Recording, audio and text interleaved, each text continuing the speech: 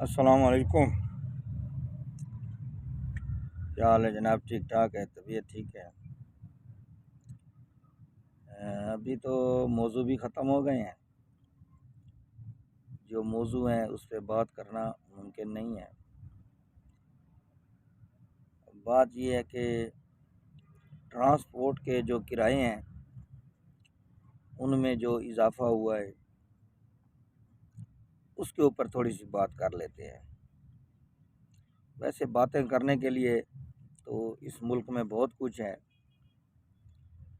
مگر اتنی ایک بات کرو جتنا برداشت کر سکو.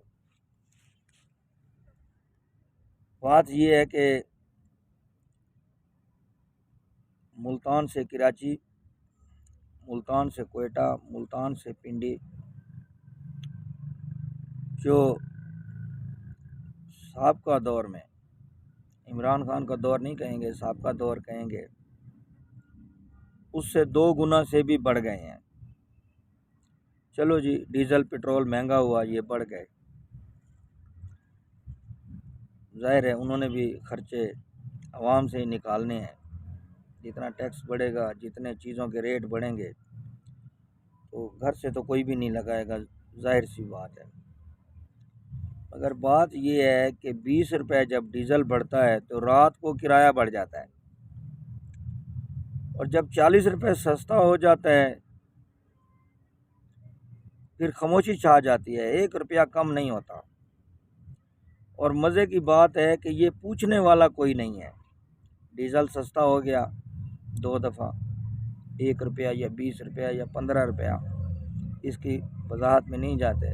دوسری دفعہ سستا ہو گیا، سی این جی سستی ہو گئی.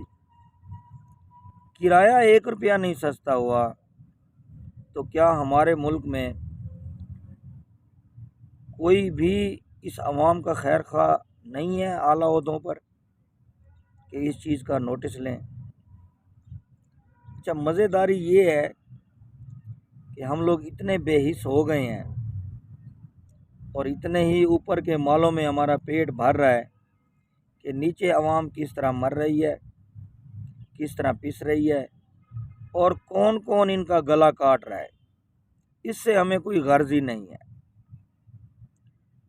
تو اگر اس طرف کسی کا تھوڑا سا بھی دھیان آ جائے تو پہلے یہ ہوتا تھا بسوں میں کرایہ نامے لگے ہوتے تھے. اب کرایہ نامے تو کیا، جتنا کرایہ کوچ والا مانگے گا وہ آپ کو دینا پڑے گا. اور اگر کوئی بات کر دے تو پھر وہ بدماشی سے بھی بات کرتے ہیں. آدمی خاموش ہو جاتا ہے، دے دیتا ہے.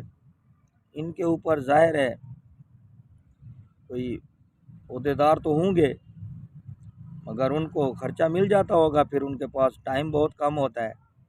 ان چیز کی انکوائری کرنے کا ان کے پاس ٹائم نہیں ہوتا، کیونکہ وہ ان کے اور کاروبار، اپنے اور کام بہت ہوتے ہیں جو انہوں نے پارٹ ٹائم رکھا ہوتا ہے.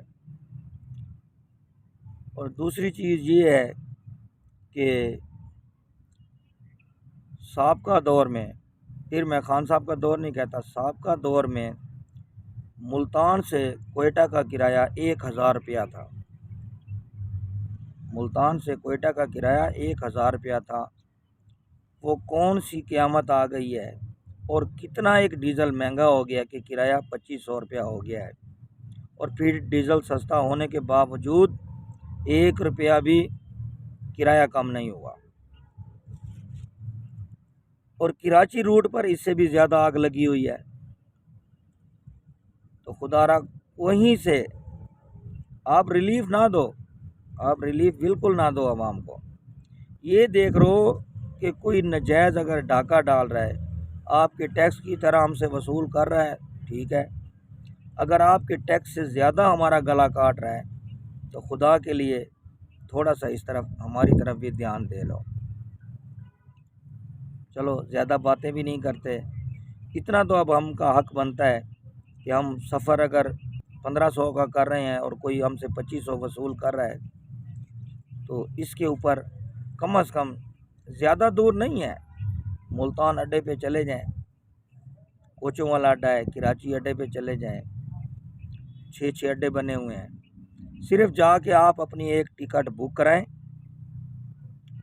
اور 3 سال پہلے والی ٹکٹ کا ریکارڈ نکال لیں. آپ کانوں کو ہاتھ لگائیں گے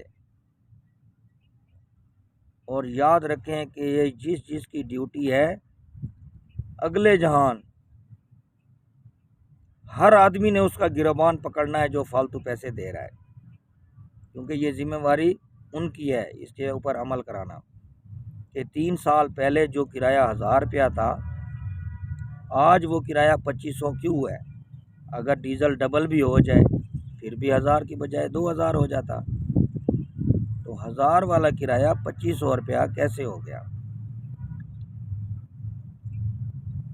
اگر خدا کا خوف ہے تو تھوڑا سا اس کے اوپر اگر نظر ڈال دیں گے تو بہت سے غریب لوگوں کا فائدہ ہوگا. اللہ ہم سب کا حامی و ناصر ہو. پاکستان زندہ باد.